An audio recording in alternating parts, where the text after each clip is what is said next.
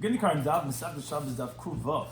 Begin 3 lines down at the top of the Yommi. We continue to explain the halacha of our previous Mishnah, which was discussing the malacha of Kireya, and with that we discussed the halacha of Mekalka, and that of a destructive act. This corresponds to Mekalka in Cheskel, Torah Anytime, Daf Chaim. Should everyone is joining us today.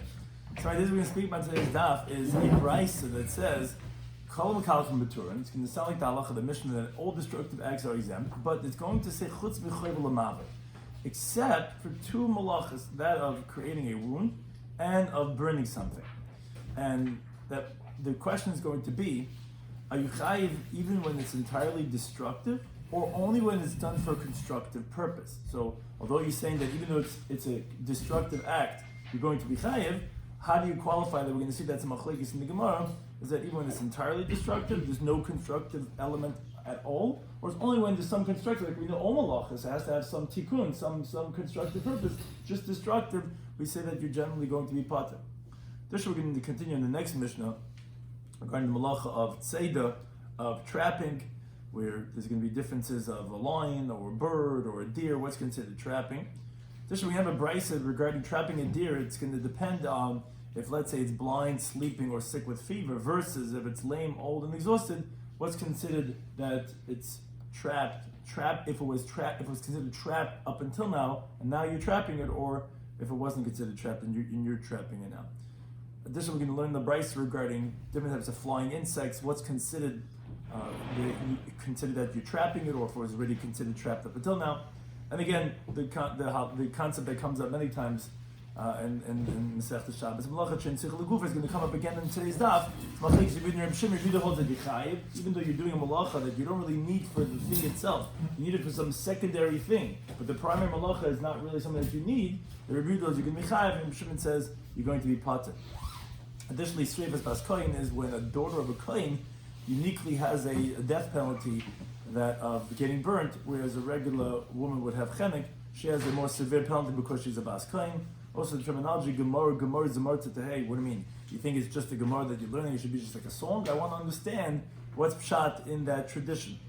Additionally, Kol B'Min Nitzid Chayev, V'Chol She'in B'Min Nitzid Pater. The halacha tzeda, as is with many malachas, only if it's type of species that generally is people want to capture. Then, if you catch it, then it's going to be chayev. But if something that's, and we have this halacha comes very practical, regarding bugs and this and that. If it's something that people usually want to capture it, so then that's considered the malach of tzeda. If not, one would not be chayev. And finally, we finish off the daf with shnaim shasuah regarding, let's say, two people together open and close the door to trap the deer. That's a machlekes which we've had previously in this misafter. If two people do malacha that one person could do, or if, let's say, they both cannot do it, it's only two together, what the halacha is going to be. So begin the current daf in Masech Shabbos. We said Kovav, 3 lines down at the top of the Yommi. So the Mishnah said that not only if you're tearing out of anger or because of the dead person are you going to be pater. The Mishnah said Chol Mekalka to an all destructive acts, one's going to be pater. Now, regarding this halacha, the Gemara brings Tani Rebavo Kamed Rabbi Yochanan. Rebavo told a brayso in front of Rabbi Yochanan like this. It says the same words as the Mishnah, but it says an exception. Kol Mekalka B'Turin, all destructive acts are going to be exempt. Again, with the Lamates Malachas we know from the Mishnah, which is all the constructive acts of building the Mishnah. So that's what on Shabbos you're not allowed to do. So we're saying that they didn't do any destructive acts. So if you do a destructive act, you're going to be pater. Chutz michayvel, except for creating a wound, which is by, let's say you give a person a punch, and you create a wound, which some blood comes to the surface, that's a mekalka, destructive act. And yet, you're going to be chayiv. How do we know this? Like Rashi says, the Mishnah Bava Kama, that Pezayim Medal, says if someone, let's say, bangs, he knocks someone on Shabbos, he gives him a wound on Shabbos, so he's exempt from paying him for the hezek, for the damages. Why? Because nidun benafshay, because he gets the death penalty. What do you mean death penalty? You made a chavola, but that was a destructive act. So you see, this is just developing the foundation over here, that for chavola, even though it's a destructive act, you're chayiv for doing that on Shabbos. That's why we say what's called kimlev rabbin, that you get the most severe penalty. You don't have to do the monetary payment because you have the death penalty. And umaver, the same thing is that the second exception is burning something. So if, let's say you burn someone's pile of grain, so that's a mekalka, it's a destructive act. Yet you're going to be chayiv for doing that destructive act on Shabbos. This we know from a Mishnah, also over there in Baba Kama on Daf Lamadal and Beis. It says over there, if you burn someone's pile of grain on Shabbos, you don't have to pay him for the damages, Because again, Kimud Rabbanan means that you get the more severe penalty, you're getting the death penalty for burning the pile. So therefore you don't have to pay for the damages. Why getting the death penalty? It's a totally destructive act. That's what we see. There's two exceptions. All malachas have to be constructive, except for chayvel and maver, except for creating a wound and burning. That was the brisa that he taught in front of Rabbi Yochanan. On that Amalei, Rabbi Yochanan said to Puk Tani Lebra, go out and teach your brisa out of here, out of yeshiva. Chayvel and maver ain't a mishnah. Regarding inflicting a wound or burning something, it's not a appropriate Mishnaic text. Rather, if it is totally destructive, you will be patur, like all the other lamates malachas. Now, and then Rabbi Yochanan says, "V'im timtzalem a mishnah." If you want to say it's really a mishnah, you didn't make this up, you didn't like some distorted text over here. I'll explain to you why it's not difficult according to my opinion. Chayvel, the case of inflicting a wound, is bitzarch, is where you need the blood that's coming out of the wound, likalbai, for his dog. Which means to say, although it's a destructive act for the one who's getting hit on his arm or on his face, it's still misakin. How's it misakin? How is inflicting a wound a constructive act? For my dog. My dog needs some blood. So it's a constructive act. I need some blood. Choyvel has to have a discharge of blood, or Choyvel could be somebody could have a chabura without coming out blood. Right, so the Gemara is explaining that this guy who's doing it, he needs some of the blood and for his dog. But and Chayvel is a discharge of blood. The question is if it comes out of the skin or not. Chavala is the blood coming out from the capillaries and coming to the surface of the skin. The question is if it's going to break the skin or not. So it is constructive act because he needs the blood. So to maver, burning something, is bitzarch lafar. You need the ashes. So therefore, says Rabbi Yochanan sticks to his gun. He says there's no such a mishnah. And if there is such a mishnah, I'll explain to you what it's talking about. It's talking about that it's constructive because there's no malacha, says Rabbi Yochanan, that you can be chayiv from a kalkul. A kalkul you're potter. You're not chayiv for a destructive act, chayiv for a constructive act. So what's constructive about burning and about inflicting? Well, I'll tell you now. You need the blood for the dog, or you need the ashes. So therefore, it's considered a constructive act. And that has the Gemara on Rabbi Vo. Rabbi Vo said that no, he was holding that there is an exception, that you're going to be chayiv for a totally destructive act of wounding and of burning. Says the Gemara, which are the words we opened up this stuff today. We learned in our Mishnah. It says kol hamakalkim p'turin. All destructive acts are going to be exempt, which doesn't differentiate, which sound like even for chavala for wound and for mava for burning, and according to Ravo, that's a contradiction on his brisa. Again, Rabbi Yochanan is not difficult. Rabbi Yochanan interpreted it's not a destructive act. According to Ravo, he learns a totally destructive act. Chayv mava, you're going to be chayiv, but our Mishnah says all makalkim are going to be potter. How do you resolve that contradiction? Says Gemara, Masnitin, our Mishnah is Rabbi Yehuda, is going like Rabbi Yehuda, which Rabbi Yehuda holds mekalkal b'chabura. If you're doing a totally destructive act by a wound, you're going to be pater, which is what we're saying in the Mishnah, that you're going to be pater by a chabura too. Now Rashi says it's not clear where we ever find this opinion of Rabbi Yehuda that the destructive act of chabura is going to be pater. So Rashi gives a very interesting explanation of our sugya. Says, why are we saying that our Mishnah is like Rabbi Yehuda? Because Rabbi Yehuda holds, and this is a concept we know from him throughout our Masechta, is malacha she'netzricha legufa. If you do a malacha that you don't need for it itself, let's say we said when you're digging a pit, what malacha is that? So that's chayrish. That's digging a pit. Now you don't need the pit. I don't need the pit. I don't care if the pit never gets empty, never gets dug. I just need the earth. Let's go malacha she'netzricha legufa. I want to do this act of digging, but not because I want to dig. I want the earth.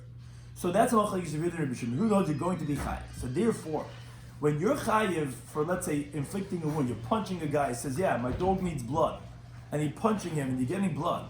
Or let's say when you're burning something because you need the ashes. So then, although it's mekalkal regarding the malacha itself, it's a destructive act. Burning something is destroying something. Inflicting a wound is a destructive act. But it's masakin for something else.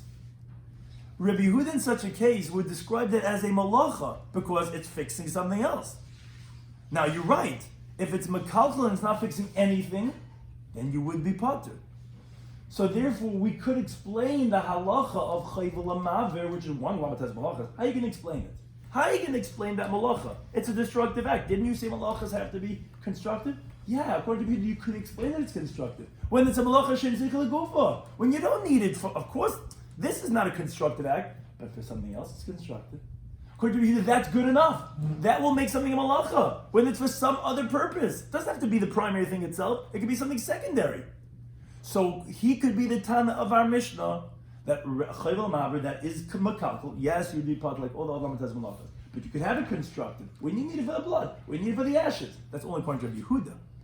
Now, Rashi just points out one thing. Although the ratio of the Mishnah we already established on the previous daf is like Rabbi Shimon, because we said Kariya al Meisei Pater, the Gemara says that's going like Rabbi Shimon. So that says Rashi, fine. The ratio is like Rabbi Shimon, the safe is like Rabbi Yehuda. Now, the Gemara now goes on to the next. That was the Mishnah is like Rabbi Yehuda, who holds Malacha Shein Tzich Legufa, you could be Chayiv. So therefore, a regular Makalkal Bechabur, you're going to say Pater, because that's no tikkun at all. The Bryce says that you're going to be Chayiv for a totally destructive act. Remember, according to Rabbi Vo is saying that Chayvel Maver, even though it's totally destructive, no tikkun at all, no, not for the dog, and not for the ashes. That's only Rabbi Yechon who was explaining the Bryce like that. Rabbi Vo holds if it's totally destructive, you're going to be Chayiv. He's going to tell you who's that Bryce going like. That's going like Reb Shimon. Well, what do you mean Reb Shimon? Reb Shimon holds Malacha Shein Tzich Legufa Yepater. It doesn't help. It doesn't help if the primary malacha is not constructive. It doesn't help if something else is it's fixing for. If you're digging the pit because you want the earth and you don't want to dig the pit, according to Reb Shimon, you're not chayiv. Malacha Shein Tzich Legufa, if this is not constructive in and of itself, it doesn't help if you want it for some other reason. So wait a second. Chayvel Maver, when are you ever going to have that it's not makalkal? Even if you're burning the wood because you want to have the fuel for your fire, it's still destroying the wood. The fact that it helps something else, according to Rabbi Shimon, is not significant because that's a malacha shein tzich legufa. According to him, you have to say that if the Torah says two of the lamates malachas is chayvel maver, must be your chayiv for total destructive act because you can't get a constructive chayvel maver according to Rabbi Shimon. So good. Says Rabbi, it's a machlokes tanoim. It's not difficult on the Bryce I'm reading. It's a machlokes tanoim. The Mishnah that says you're going to be patur on a totally destructive act is like Rabbi Yehuda, because you could have a constructive chayvel maver. The constructive chayvel maver is going to be by malacha shein tzich legufa. But the Bryce that says that you're going to be chayiv on a totally destructive chayvel maver is going like Rabbi Shimon. According to Rabbi Shimon, you have no breira, you have no choice, you have no other way of explaining it that is not going to be totally destructive. Because even if it's constructive of the blood, that's not considered constructive according to Rabbi Shimon. Shimon doesn't hold it significant, a secondary element in a tzarech leguf or something else. So therefore, that's the machlekes. But you could make a fire and enjoy the fire, or you could be make his dam. You do legufa. You could do it positive. Yeah, but I'm saying when you're enjoying the fire, that's the secondary benefit of the wood. When you're doing maver, you're burning something. That, according to Rabbi Shimon, is malacha shein tzich legufa. So every maver has to be makalkal. The fact that you're getting a secondary benefit is not good enough according to Rabbi Shimon. Just like you're digging the pit and you want the earth, you're getting benefit out of digging, that benefit is not significant. And therefore you have to say that makalkal and maver are going to be different, and if it's totally destructive, you're going to be chayiv. So it's not a contradiction. It's machlekes of Yehuda and Rabbi Shimon. Not to be there, what's the difference between everything else? Malachas and all malachas you could have intrinsically for the action itself that is considered a tikkun. When you're sowing something, when you're planting something, that act is a constructive act in and of itself, not a secondary benefit. What is if there is a second? That's ein tzarech legufa. That's the malach itself has to be constructive. If you're getting some secondary benefit out of it, that's not for the thing itself, like digging a pit, but you don't really want to dig the pit, you just want the earth, or the dead person, you don't really want to carry him out, you just don't want him over here, that's considered ein tzarech legufa. According to Shimon, you're not chayiv on that. So therefore here, when we're saying that you can be chayiv deraisa, chayiv l'mavel, has to be makalkal, has to be chutz m'chayiv l'mavel.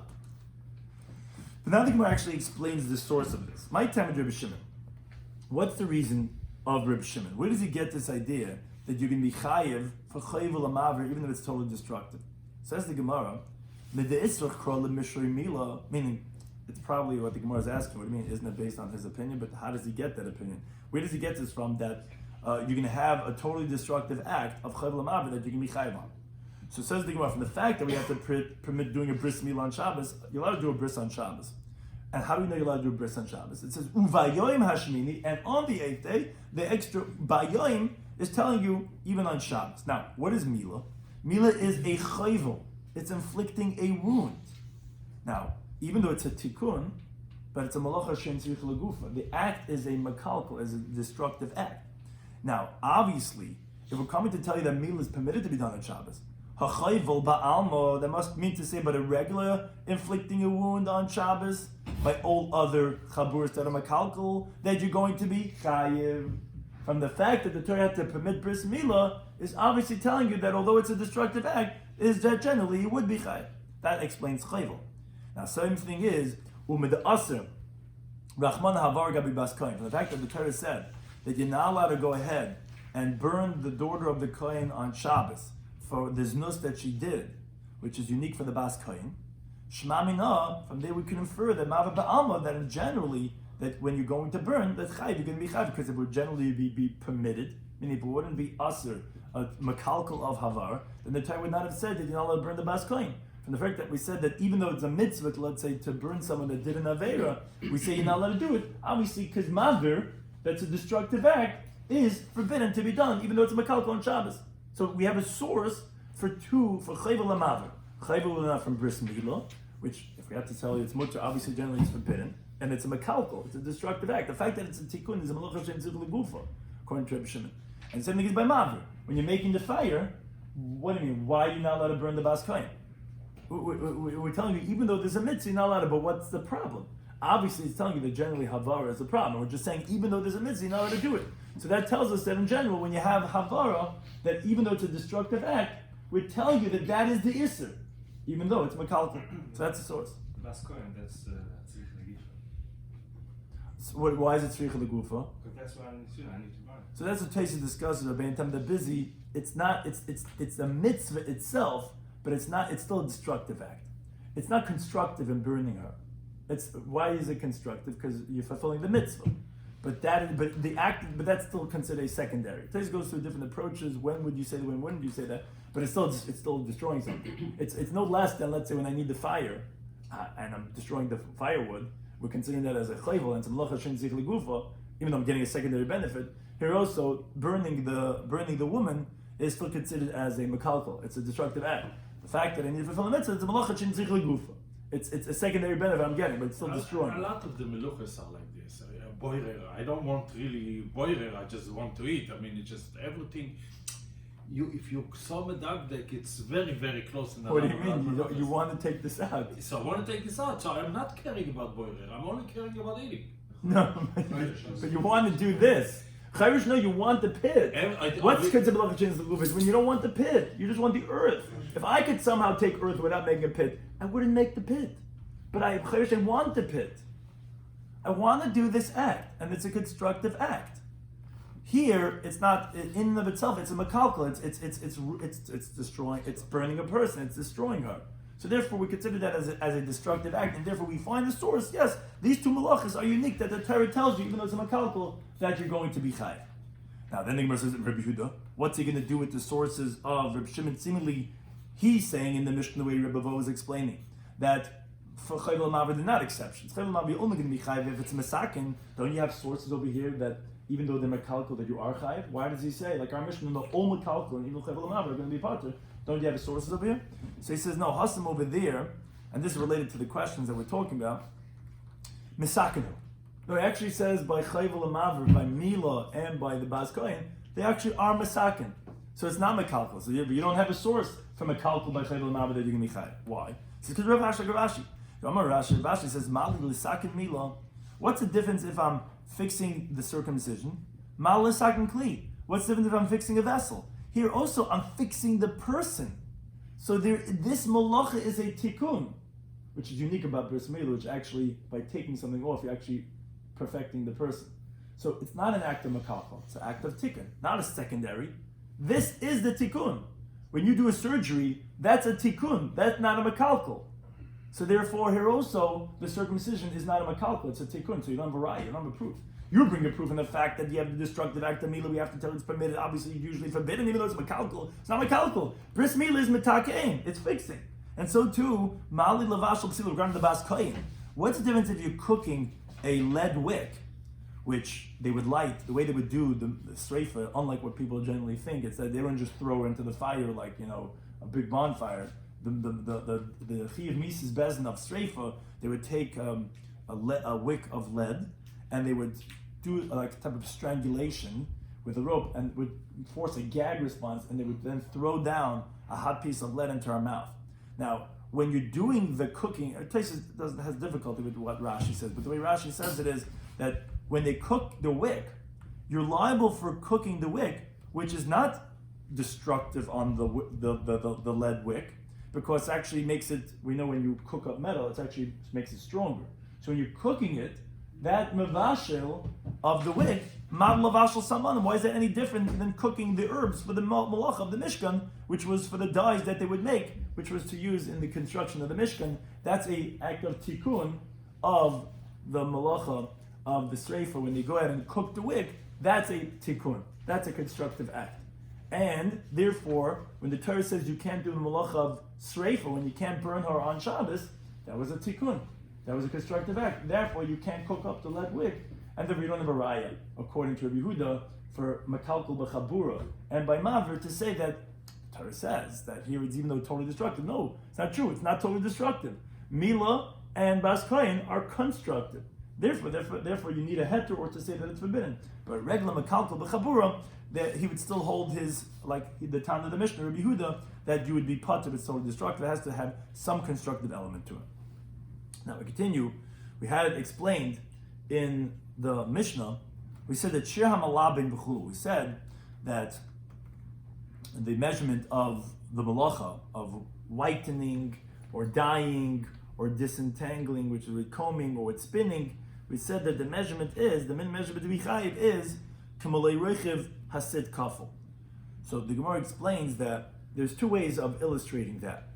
Rav Yosef Machvi, Rav Yosef would illustrate that this sit kafel, he would show it by kafel. Literally, he would take the distance between his index finger, or as someone just said yesterday, the pointer finger, and the middle finger, 2 times. So he would show the actual sit. This is called a sit. He would do it 2 times to show what's the measurement. If you did the spinning or the dyeing, that measurement, that's going to be chayv. Now, the Chibar Ami Machli, he would illustrate this pashut, simple, doing it 1 time. The width between the thumb and the index finger, 1 time, that double the sit, which has double this distance 2 times, is this distance 1 time. So there was 2 ways. The Rabbi Yosef would illustrate it by doing this 2 times, or Chibar Ami would do it just 1 time, holding up the distance between the thumb and the index finger. And again, that's the measurement for all those malachas to be chayiv, whereas we said by Oirig, we said that's even if you do it sit 1 time, not a sit akafel. Continue halacha the next Mishnah, continuing on this theme of the malachas, regarding the malacha now of tzeda, of trapping. Shabudam, he says the following halacha. He says, Hatzad tzipor, if someone traps a deer, until it a bird, until it enters into lamigdal, into a closet. So as Rashi explains, that's considered trapping a bird. But if let's say you bring a bird into the house, which I had that the other week, it's not considered trap. Go around, lock my study door, wait, left the door open, wait till it leaves. That's not considered trap. And if you put it into a closet, okay, now you can walk around the house. Now you have it trapped. Now, but tzvi and a deer, so that's considered trap from when it enters labayis into a house and you lock the door in front of it. Then chayiv, then you're going to be chayiv. But if let's say you bring it into the garden or to a courtyard, so that's not considered trap, according to Rabbi Yehuda. Whereas the Chachamim, they say, okay, the first part of the halacha we agreed to. Sipul amigdal, you're right, a bird's considered trap only if it goes into like a closet, as you continue to the page, but they disagree regarding vitzvi. Regarding a deer, they hold that even lagine, if it goes into the garden, l'chatzor, to the courtyard, l'bivarno, to some enclosed areas, chayiv, they hold that is considered trapping, and you're going to be liable. So that's machlekes regarding a deer. Is a deer considered trapped even in a larger area, or is it only into a house? That's machlekes of Yehuda and the Chachamim, what's considered trapping. Now, Shimon Lilam, he gives a qualification in general. He says, this that we're saying, let's say according to the Chacham, that you can be chayiv for trapping a deer when it goes into an enclosed area. It says, lo kol habivar and shavan. Not all enclosed areas are the same. So Zakal, this is the rule. How are you going to know if you trapped something or not? He says a simple logic. He says, if it's mechusur tzeda, if it's still lacking trapping, meaning if it's going to be hard to get the deer, let's say you want to use it for something, and even though you have it, so to speak, trapped, but it's still, you can't catch it. Putter, you're going to be putter. That means you never originally caught it. because even now you caught it, but you still can't get it. So that's not considered trapping. But she'enim mechazes say that it's not lacking trapping anymore, meaning if you want to go get it now, you could just walk and get it.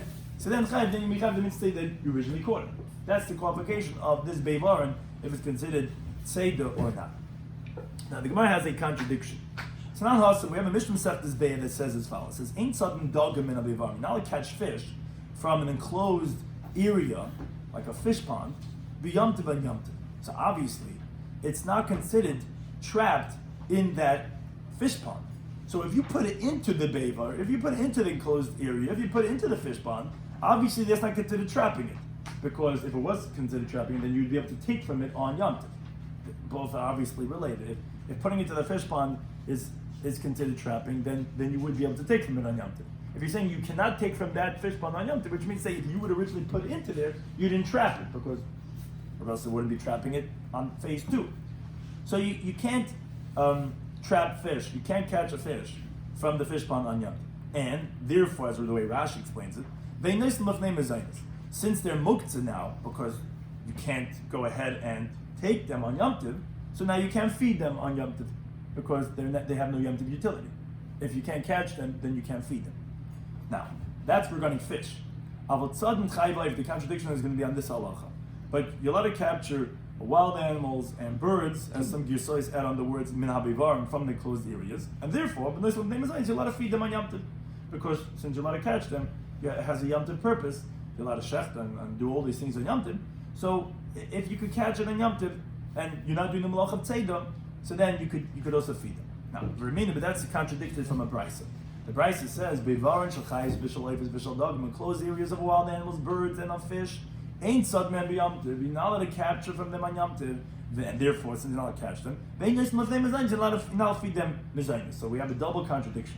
We have kasha chaya chaya. We have a contradiction on the wild animals. The Mishnah in Masechtas Be'ah says that you're not allowed that you're allowed to capture the wild animals, and the brisa says you're not allowed to. So too, kasha oivus oivus, we have a contradiction regarding the birds. The Mishnah in Masechtas Be'ah says that the birds you're allowed to capture, and the brisa says that you're not allowed to capture them. So the Gemara says like this: Bishloima, we understand chaya chaya loy kasha. We could first resolve the contradiction regarding the wild animals like this. This that we said in the brisa, that you're not allowed to capture the wild animals, is Rabbi Yehuda. It's going like Rabbi Yehuda of our Mishnah.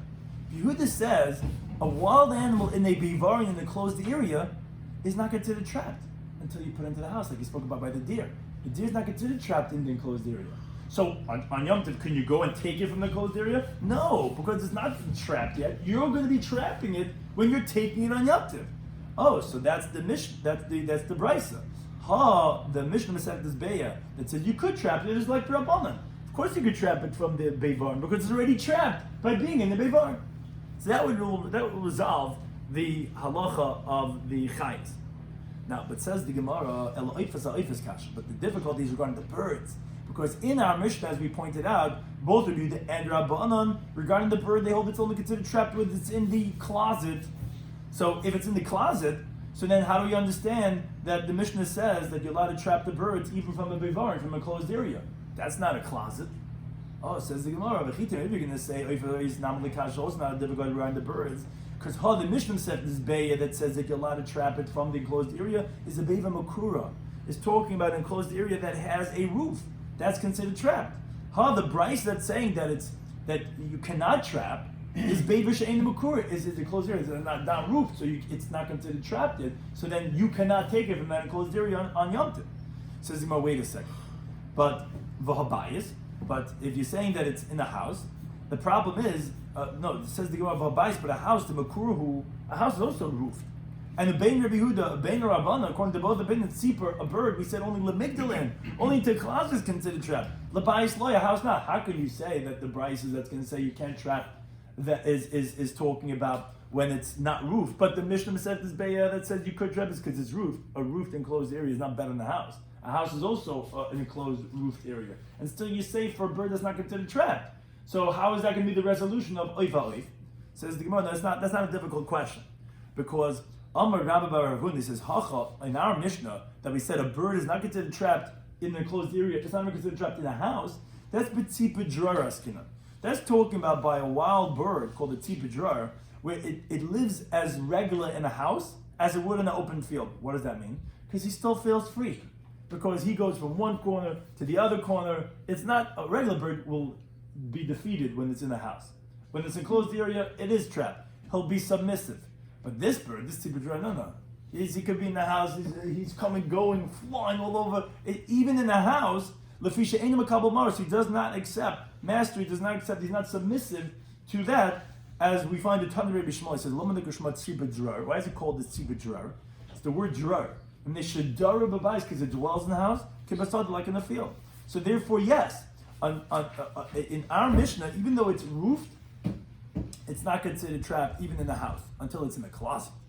But all other birds, if it's in an enclosed area that's roofed, it actually will be considered as trapped. And therefore, yes, that is a good resolution that we had. The Mishnah that says that it is trapped in an enclosed area if it's roofed. The Bryce that says you cannot trap it from a closed area is talking about where it's not roofed. If it's not roofed, it's not considered trapped. Says the Gemara, now that Hashtu the Aslahachi, now that we came to this answer regarding the contradiction of the birds, that we explained both the Mishnah in Masechtas Bay and the Brisa, like the Rabbanan of our Mishnah, that they hold that the birds are considered trapped if it's in a closed area. We just differentiated what type, because again, we're explaining here that both of them are going according to the Rabban of our Mishnah, that we're saying that Beivarin is considered an enclosed area. Says the Gemara, Chaya Chay Namalei Kasha. So regarding wild animals, it's also not a difficult. We could explain that they're both going like the Rabban. Meaning originally we had said in the first answer, how are you going to resolve the contradiction? We're saying that the Bryce is like Rabbi Yehuda, said the Mishnah is like the Rabban, which their machlekes was regarding wild animals. Is an enclosed larger area going to be considered trapping or not? That's the machlekes. Now we're saying you don't have to say it's a machlekes tanaim. You could even say that they're both going like the Rabbanan. But the brisa that says that you're not allowed to trap from that enclosed area is bebever gadol, is by a large enclosed area. A large enclosed area is not considered as trapped. But the Mishnah that says that you're allowed to trap from the closed area is bebever cotton, is by a small enclosed area. Therefore, that's similar to the answer we gave regarding the birds.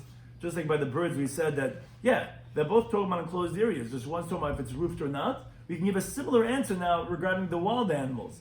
That the Mishnah is considered trapped, you could take from it on Yom Tov because it's in small enclosed area. The Bryce says you cannot take on Yom Tov from the enclosed area. It's talking about a large enclosed area. So it's not considered trapped, because even though it's an enclosed area, you got this like a 20-acre, land. The fact that it's in your enclosed area, that doesn't really help. Yellowstone Park, they're also trapped. I'm saying it's still not going to be considered trapped, even though it's in the closed area. That's a second way how to resolve the contradiction, if you're allowed to take from the closed area in Yom Tov or not. Now the Gemara says, okay, now that we differentiated between a large enclosed area or a small one, what's considered a large enclosed area? What's considered a small enclosed area? So the Gemara has three interpretations, three ways to define this. Amar Rav Ashi says, wherever you run after it, you're going to get it in one lunge, in one jump, that's going to be considered that it's a small enclosed area. That's a beber cut. Anything more than that is beber cut. It's considered a large enclosed area, and that's not considered trapped. A second approach is wherever the shadows of the walls fall on the other. And sometimes you have the shadow depends on what time of the day, and if that shadow hits the next wall, that is going to be a beber cut in a small enclosed area. Anything bigger than that is beber cut is a large enclosed area. A third approach is wherever there's no corners for it to run to, that's a beber cut. But v'idach, anything that it can't do that, anything that it's bigger than that is a beber gadol, is considered a large enclosed area. So those are the three different ways to find a beber cut. Is if you could reach the animal one lunge, it's a small enclosed area. The shadows of the wall reach each other, it's a small one. And if there's not many small corners for animals to hide, so that's considered, again, it's easy to catch, so it's considered caught already, and therefore that would be considered as a beber cut. Now we said in the Mishnah, Rabbi Shloimy Schwartzberg, he says, b'chulu, etc. He says not all enclosed areas are the same. He says that it depends. If it's lacking catching it, so then you didn't really catch it yet. Meaning, even if you caught it into a closed area, but if you would want to get it again, you would have to go through the effort. It's not totally caught yet, so then you'd be potter. He says, that the liability is only by a small beaver, by a small enclosed area, and not by a large enclosed area, because a large enclosed area, even if you caught it, you didn't really catch it, because you still would have to catch it again to catch it. So on that Abai says halacha. What you're saying? Halacha is like him. The pligi. That the inference is when you're saying halacha is like this one. The inference is that there's a dispute. But we already just said that according to Rabbanan, that we said that they themselves are only talking about beaver cutting. We just went through we explained the contradiction. We said, even the Rabbanan hold that you can be chayiv by enclosed area is only enclosed area that you don't need to have to go through the effort to catch it again. So that's the Rabbanan themselves. So why saying halacha? No one disagrees with Reb Shimon Gamliel. So on that Amalei, Rabbi Yosef said to him, okay, so my nafka. So what does it bother you? So for sure. So it says no machlokes. Of course the halacha is like Reb Shimon Gamliel. So on that Abai said to him, what, Gemara, this is a famous phrase that, what, we're going to just learn the traditions and more today, it's going to be like a song? Wow, I'm just going to say over the teaching without necessity? If you're saying halacha, that's sounding like you're telling me it's a machlekes. If you're telling me that it's not, so it's not. Don't just tell me, okay, so what's the, Rafcha de Milsa? No, don't tell me those words. Those words obviously have to be understood. It sounds like you're saying it's a machlekes, but it's not really a machlekes. The Gemara continues on this halacha of tzeidah, trapping a deer. Talking about in the brisa. So hatzad tzvi, if someone catches a deer, so if it's suma, if it's blind or b'yashin or it's sleeping, then you can be chayiv for trapping. Even though it's sleeping, even though it's blind, you had to catch it. It was a free animal, and by you catching it, you did the malach of tzeidah. But let's say chigur, let's say it's lame, which means say it has like its foot, it can't really run. Or v'zakan, or if it's elderly, v'chaylo, if it's sick, then you putter, then you're exempt. That was the brisa that was set up. What's the difference if it's blind or if it's lame, if it's sleeping or if it's elderly? What would be the difference? Both of them are not in the running, animalistic, instinctual safety response. What's the difference? Both of them should either be catching or not. So on that he explained. He says, "Hani, by the blind deer or the sleeping deer, avidi l'erbuyi, they do generally run away. Because they sense the hand of a person coming. So even though he's sleeping, or if he's blind, he still has that sense that someone's about to catch him, and he runs away. But hani, when it's lame or old or exhausted, lo yavidu l'erbuyi, it doesn't usually run away. So therefore, you didn't really catch it; it was already caught. It can't escape. So that's not considered the malach of tzeidah. Says in the Brisa says that if it's sick, that you are going to be chayav. How can you say that's one of the cases that you can be pater? Rav Sheshes says like kasha, depends on what it's sick with. The one that said you're going to be chayav is b'chila machmas ishta. If it's only sick because of a fever, even though it has a fever, it's sick, it's still going to run away. The one that we say is going to be pater is b'chila machmas uvtzina. It's sick because of fatigue, where it's tired out, where it can't move. That's already what's called nitzud va'imitkay. It's already intrinsically caught. So by you catching it, you didn't really catch anything. It already was caught. It already was defeated. So therefore, depending what the state the animal's in, if it's going to be chayiv or pater for catching it. They're on a similar theme. Talking about the brisa, someone catches grasshoppers, gazin, which is also a type of a kosher grasshopper which is eaten, tzaraim, which are hornets, biatushin, and mosquitoes, b'Shabbos, if you catch it on Shabbos, chayiv can be chayiv. That's the remeir. Now, b'chamim, who we actually rule like, and it's actually important. It comes like we said in the summer times with bugs. Kosher b'minay nitzah, whatever usually is a type of thing that people catch, like chagavim and zaga and gazin that they eat, kosher grasshoppers.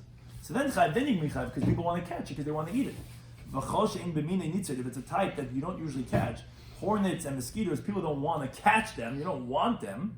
So even if you're catching it because now you don't want it to bite you or whatever, this not pot. You can be pot. That's not malacha deraisa of tzeidah. I'm telling you another brisa that says atzal chagavim. Someone catches grasshoppers. So it depends.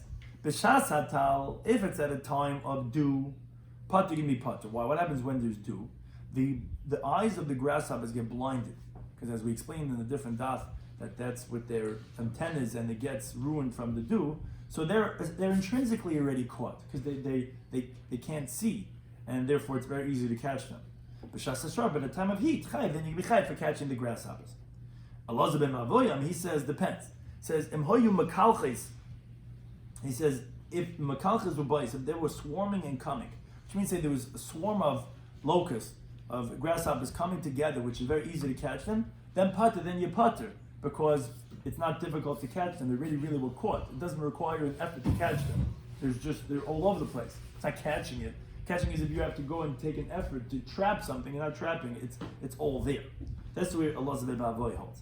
Now, Ibaylu did the following question: Elazar ben Mavoy, a reisha koi, is he going on the reisha, meaning that even when there's a time of dew, he's saying it's only going to be permitted. We said by dew, that's when they get blinded, and that's where the Tanakhama said that's going to be mutter. And he's saying no, only if there's swarms of them, it's going to be mutter. But if not, it's going to be aser. So he's being more stringent. Oh yeah, sefer koi is going on the sefer, even at the time of heat. Which Tanakhama says, at the time of heat you are chayiv, and now he's saying no, a leniency if they're swarming, then it's going to be permitted. It's not going to be chayiv. So the Gemara Tashma is being right from the following brisa, which says it's straight out. Hatzad chakav, when someone captures grasshoppers, b'shas atal at the time of dew, pati is exempt. B'shas hashar at the time of heat, chayiv is chayiv. On that, Allah he says no. After the b'shas hashar, even the time of heat, which the Tanakhama says you'd be chayiv because they're not blinded, and but if they're swarming, it's all over the place. Pati because you didn't really do anything. You didn't have to catch anything. It's right there. It swarms of them. And therefore you didn't have to go and catch one. That's not the malach of tzeda. And therefore he's being lenient. He says even over there, one is going to be pot. We continue with the next mission. Again, continue on this malach of tzeda of trapping. If a deer goes into a house by itself, and then someone goes and closes the door, the one who closed the door just trapped the deer, is going to be chayiv. But let's say no l'shnayim. Let's say two people together close the door. So between they're going to be exempt because that's what's called shnayim shasur. Two people do malacha together. We learned at the beginning of this masech. This is going to be potter. But lo yochel echelin. Let's say it was a very heavy door, and one person himself cannot have closed it. V'no l'shnayim, and now both close it together. So Tanakhama says chayam you can be chayiv because that's normal for two people to close such a door. Since each one on his own cannot have done it, that's not an exemption. That each one's going to be chayiv. But Reb Shimon says you're going to be exempt. This Reb Shimon, according to his reasoning that we learned out on Daf Tzadik Gimel and Aleph, that he expounds from Sukkim to say that even such a case you're going to be patur, even when each one on their own cannot do it. The fact that two people together are doing it is going to be the exemption. Now, Amr Yomi Bar Abba Amr Shmuel, he says that Hatzad Ari b'Shabbos, if one catches a lion on Shabbos, Ein Chayiv is not going to be chayiv. Even if he catches the lion, that's not considered caught. Because when the lion gets angry, he's going to destroy whatever's in his way. Until you bring him into his cage, which is a box that protects him, that's made specially for the lion, that he can't escape. Only then will it be considered trap. But if you caught the lion, that's not considered trap until it's into that cage. Turn to the next Mishnah. Mishnah says Yashav Echad Al Pesach. Again, regarding the deer. Let's say someone sits by the entry of the door, but he doesn't fill up the whole space of the doorway. Then Yoshev Hasheni Malo, but then the second guy sits there, and now together they take up the whole space of the doorway. Hasheni Chayiv, the second guy is going to be Chayiv because he's essentially trapping the deer. The first guy sitting there didn't take up the whole doorway. The second guy who sits there, now he just blocked up the doorway, he did the Malach of Tzedek. Now let's say Yoshev Rishon Al Pesach Malo. Let's say the first person sits by the doorway and he fills it up. So it's already filled up by the first guy. And then the second guy comes and he sits on the side. So again, the first guy already filled it up. The second guy is by the side over there. But so says the Mishnah. Even though let's say the first guy gets up and he's not sitting there anymore, I guess he takes his chair or whatever. The first guy's going to be chayiv, and the second guy's going to be pater. Remember, the first guy did the trapping, so although he got up and the second guy's still there, so now the animal's being stuck inside by the second guy, he's not chayiv. Says the Mishnah, halamazeh, what can you compare this second guy, daima, that is comparable to, that it was already trapped through the first guy, is l'noyles beisa l'shamer. If someone locks his house to safeguard it, not to trap anything that's inside, but the nimtza comes out that the tzvi, the deer that was already trapped already previously in his house, is shamar b'toichi, is safeguarded inside. So too over here, even though the first guy got up, the second guy is not trapping the deer, it's just safeguarding the deer that already was trapped yesterday, and therefore here also the second guy, although now he's trapping the deer, he's not really trapping the deer was already caught, he's just safeguarding what already was there, and therefore he's not doing malacha of tzeda on Shabbos, and therefore it's going to be pater. Some of these we spoke about today's daf and Shabbos, daf kuvav, was that we had the halacha of the Mishnah that said, Kol Makalklin Turin. All destructive acts are going to be pater because the malachas of Shabbos are only constructive acts. Now we had a brayse that said chutz, there's two exceptions. From chayvel, fliktiyun and maver edna burning. So that seems to be a contradiction, at least the way Rabbi Vo explained it. But Yechanan explained it that no, it's actually constructive. Because he said that you need the blood. and you need the ashes. But according to Bevo explained it simple that even if it's totally destructive, you're going to be chayiv. He explains that the price is like Reb Shimon, and which he holds malacha she'en tzarich legufa is pater. So as we explained from Rashi, there's no way of having chayv l'mavet not destructive. The Torah says one of them says malachas. It's obviously destructive act. The Mishnah is like Rabbi Yehuda. Now, on that says the Gemara, where does Rabbi Shloimy get this idea from? That a totally destructive act you can be chayav for. So, from the fact that the Torah had to permit bris milah, now, that must mean that a regular destructive act would be chayav. Because if you're pater, you don't need the Torah to permit milah. So too, from the fact that the Torah said that you're not allowed to burn the bas kayin, well, why not? Obviously, because a maver ba'alma, even though it's a totally destructive act, again, the fact that it's constructive in the secondary benefit, it's called malacha chen tzich legufa. So therefore, you see that these are exceptions in the Torah. Now, according to the Mishnah, which is going like Rabbi Yehuda, he says no, it's not true. Even by Mila and by Havara, they're masakin. By Mila is because masakin gavra, you're fixing the person by doing the bris Mila, and by Havara is you're doing the bishul of the psil, which is masakin. So that you have no raya. And like we explained, according to Yehuda, Malach Shem Tzich L'Gufi, he could explain that it's a tikkun of Havara and Chayvel, and therefore, Om Makavel and Pater, even by Chayvel Maver. That's the machlekes between the Brisa and the Mishnah according to Bavo. And also we explained what's a sit kafel regarding the different malachas like Taiva, etc. So he said either you could show it by 2 times the sit, which is the index finger and the middle finger, or between the thumb and the middle finger and the index finger. That distance is the same. You could illustrate that both ways. We had the next Mishnah continuing the Malach of Tzeda, said if you trap a deer into a tower, so a bird into a tower, that's going to be according to everyone the Malach of Tzeda. But the Machlik is regarding a deer. If that's only by a house, or like the Chacham said, even into a garden and things like that, like enclosed areas. Shmuel says not all enclosed areas are the same. He says it depends. If it's still lacking Tzeda, it's not considered. If it's not lacking, then it's considered that you trapped the deer. Then we had a contradiction between a Mishnah, Seftes Beya, and a Brisa regarding wild animals and regarding birds. That if it's considered trapped in a beaver in the closed area, which according to Rashi that's the same thing if you let it give food or not, because if it's trapped and therefore it's not muktzah, then you could feed it, if not, you cannot. So we explained that regarding the wild animals, it's not a contradiction. That's a machlekes. That's a machlekes Rabbi Yehuda and Rabbanan in our Mishnah. That they say regarding wild animals, is that considered trapped only in the house or even in the beivarim? So therefore, Mishnah said this bay that says you could take from there is going like the Rabbanan that's considered trapped, and the price is going like a Yehuda.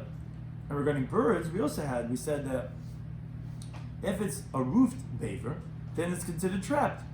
So that's the case of the Bryce and the Mishnah. The Mishnah in the Seftes Beya that says that you could take from there is because it's roofed. The Bryce talking about where it's not roofed. Our Mishnah says, what do you mean? Everyone agrees by a bird that only in that even a house is not considered trapped, and that's beaver. That's enclosed. Because that's by tzipah dror. Tzipah dror is not makabel maris. It's going to fly all over. So that's going to be considered trapped only in a closet. But all other birds are considered trapped, even if it's just in an enclosed area, as long as it's roofed. So once you said that, then we could say actually another approach regarding wild animals. We could say it's all going like Rabbanan. We don't have to say it's a machlekes tanoim. But there's a difference between the beaver gadol and the beaver cotton. The Mishnah that says you could take from the beaver and Yom Tov says a small enclosed area is considered trapped. The Bride says you can't. It's from a large enclosed area. Then we say, okay, what is the small enclosed area that you're saying that you're differentiating? Like to explain the difference of that Mishnah says this bay and the Bride. So he said, if you could go ahead and mati law, you could get there in one jump, that's considered small. Anything more than that is considered big. Or if, let's say, the shadows of the walls are coming onto each other, that's a small enclosed area. Or if there's no corners for it to go and hide in, that's considered small. If it does have, that's considered big, and that would be the difference between those cases. And the Gemara says, halacha, like halacha, when halacha sounds like you're disagreeing, he says, okay, well, so what's the difference? He says, no, it's not just the song that I'm going to sing. And halacha does follow like that it's only specifically by a beaver cotton that's going to be considered as trapped. Then we said if someone traps a deer, there was a differentiation between if it's blind and sleeping, which then you're chayiv, because then it does have its instincts that it will run away. Whereas if it's lame, old, or sick, which was said sick specifically with that of fatigue, because if it's sick actually because of a fever, it actually will run away. Then you're going to be patur because again, it's what's called nitzud v'oimet koy, which means to say it's already considered trapped because it can't run anyway. You didn't catch anything. You beat a dead man. You didn't really do anything. Then we said if someone catches grasshopper, it's going to be chayiv. So the Chachamim said it depends if it's the type, which actually we pass in la halacha, that you usually catch. Because let's say hornets and wasps that not usually people want to catch, and you catch, that's not the malacha tzeda. Some want to say that it depends if it's a time of dew or of heat, because when it's dew, then it blinds it, and then that also would be considered as it's trapped already, and you wouldn't be chayv tzeda. And now those who lean even more says even by a time of heat, which we ended up explaining that if it's swarming, then also it's already considered caught. You didn't do any malacha on Shabbos. The next Mishnah continue with the malacha of tzeda of a deer that went into a house. If you close the door, you're chayiv, that's trapping the deer.